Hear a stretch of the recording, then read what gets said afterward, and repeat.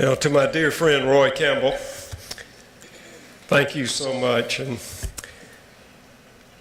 to the Mississippi Center for Justice, what a great honor and what a great organization you have here. I'm not going to name all the friends and people I'm close to that are in the audience. It would take too long. But it is safe to say that I wouldn't have been elected anything without the people in this room. And so thank you. And it's truly awesome to be honored with Alfred Dean Harrison. And I am easily the least talented person getting this award. I grew up in the Jim Crow South in Ackerman, Mississippi. I went to a segregated high school.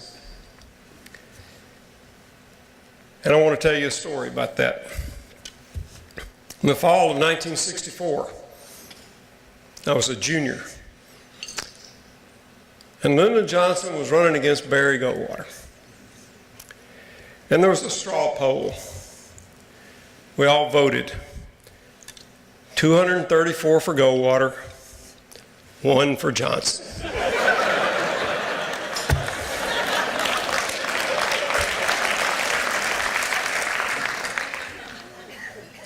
And the principal at the time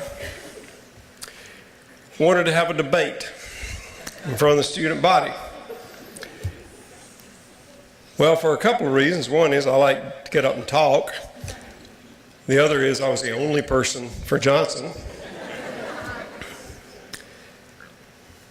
I represented Lyndon Johnson in that debate. And I said that I thought the main reason we should re-elect Lyndon Johnson was that he had passed the 1964 Civil Rights Act. My parents got a few calls about that. My dad, who owned the hardware store and was one of the most gracious people who's ever lived, was polite but firm, saying that he agreed with me and that he was proud of me. When my mother would answer the phone, she would just tell them where to go and how fast to get there.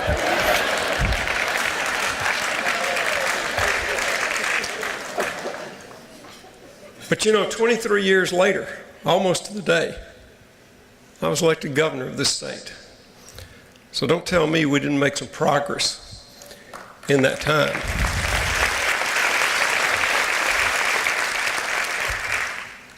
But I do have a question.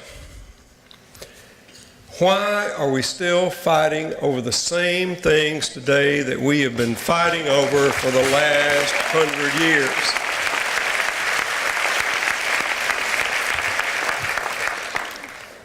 When I was growing up, Rob McDuff said, you had the poll tax, you had the literacy test, you had grandfather clauses. Medgar Evers died for our right to vote, and so many other people. The first ship that I named as Secretary of the Navy was the USNS Medgar Evers.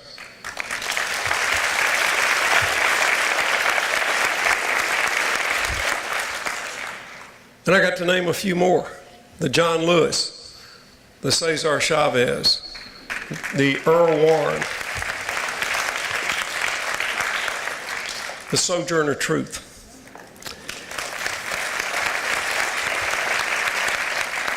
The Bobby Kennedy.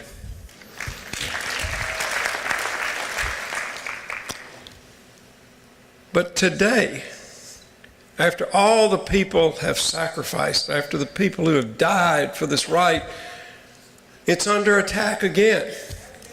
People are trying to restrict the right to vote, restrict what it means to be an American, restrict what is the core of this country. And I keep hearing these things, well, we're doing it to protect against fraud. No, you're not.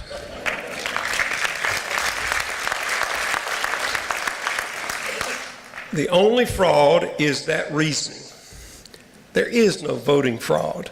The fraud is to keep people away from the ballot box. And it is, as a court said about North Carolina, surgically singling out African Americans and Hispanics to keep them from voting. Now, just how bad is that?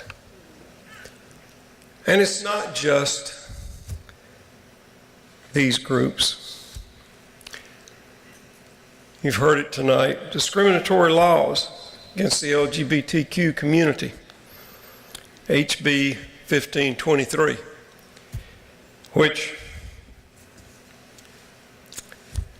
I'm going to go technical on you here. It's just dumb. And so I named the ship the Harvey Milk.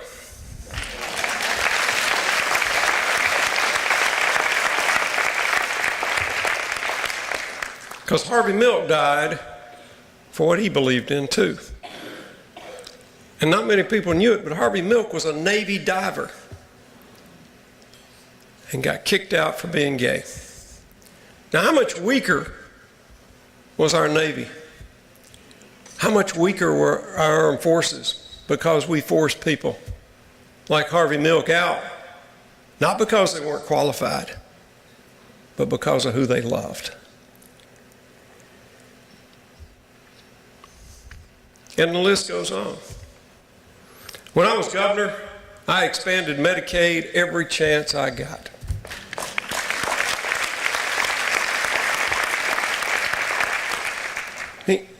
Mississippi has more need than any other state in the Union.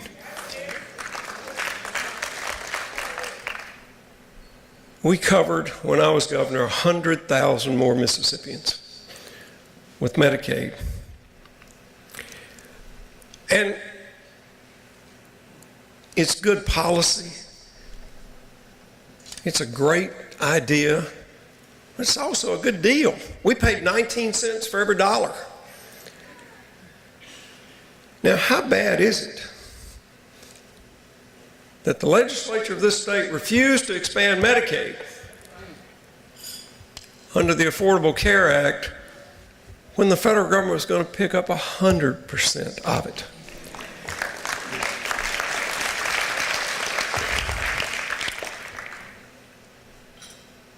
They just don't care if people die or if their lives aren't as good as they ought to be. Thanks to my close friend and former Chief of Staff, Cecil Brown, who was in the Mississippi House at the time and who's here tonight.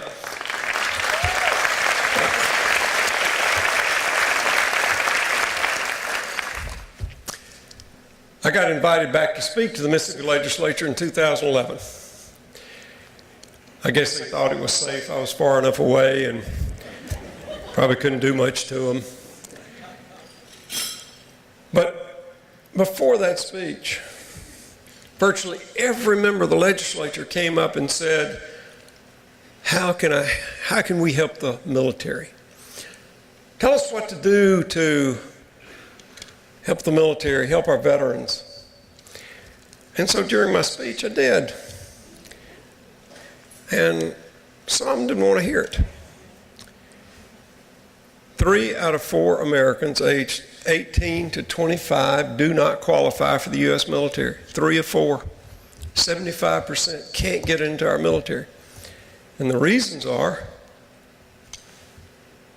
health, they're not healthy enough. They don't have a high school diploma, or they have a criminal record. So the way the Mississippi legislature could help the United States military is do better in health care, do better in education, and help the Mississippi Center for Justice expunge those criminal records.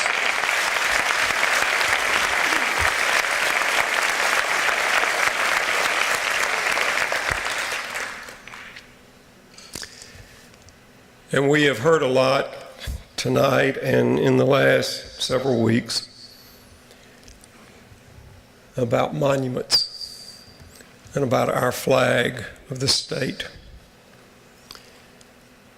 And as our historian has told us, these monuments weren't put up to honor people who fought in the Civil War. These monuments were put up between 1880 and 1920 to reestablish white supremacy.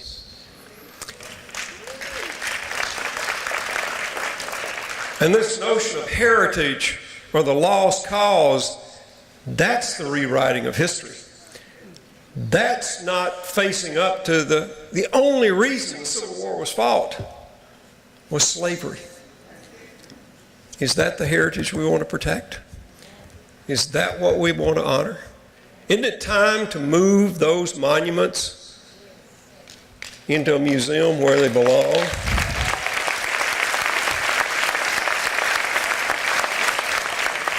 And it's the same with the flag.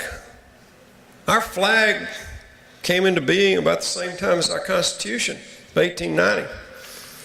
And just as an aside, when I was governor,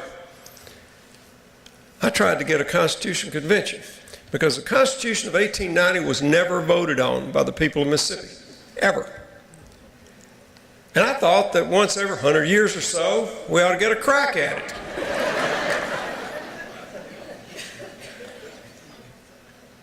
The folks who wrote the 1890 Constitution of Mississippi thought, according to records at the time, that it might last 10 years. Here we are, 127 years later, still governed by the same document. And this flag that represents white supremacy, this flag that represents rebellion against the United States of America, that attacked what we stood for. 150 years after the Civil War, it's time enough to change the flag.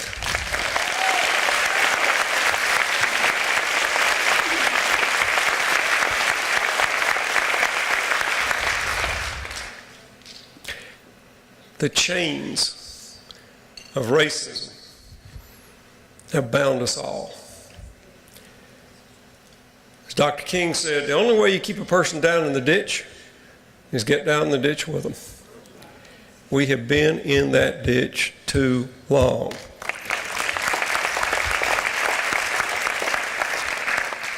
So, thank you to the Center for Justice. Thank you for the work that you're doing. Thank you for the commitment to a better, more inclusive, more just state of Mississippi. You're leading the fight. Keep up the fight. It's all we can do. And it's a marathon. It is not a sprint. But no matter how long it takes, fight. Never give up. Thank you.